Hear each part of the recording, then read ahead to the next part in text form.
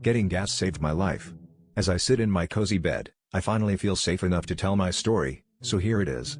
2 nights ago, I was coming home from the night shift at work. My music was blasting, the clock showed 11:43 p.m. and I was excited to actually step foot in the house before midnight for once.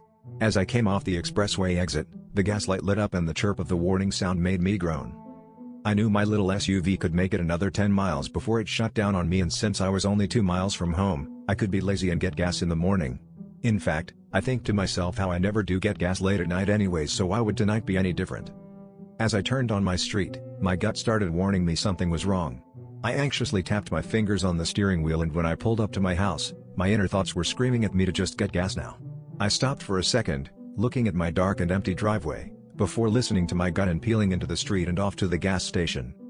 I got my gas, even stopped in the little store for some peanut M&Ms before heading back to the house.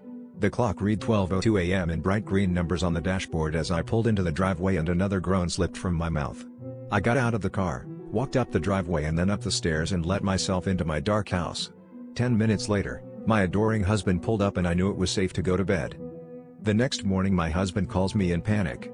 I hear the shakiness of his voice when he asks me if I had purposely muted our Ring camera.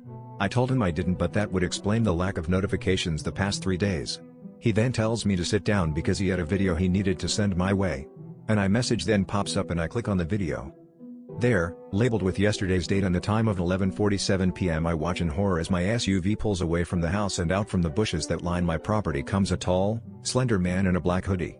He looks up the driveway, then down the block where my SUV just pulled off, before pulling out a large kitchen knife from the next bush.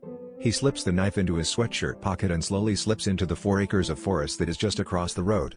The camera then shuts itself off, before the second video, time labeled 12:02 a.m., of me safely walking to my house. Had I not stopped for gas, that tall, slender man would have butchered me in my own driveway.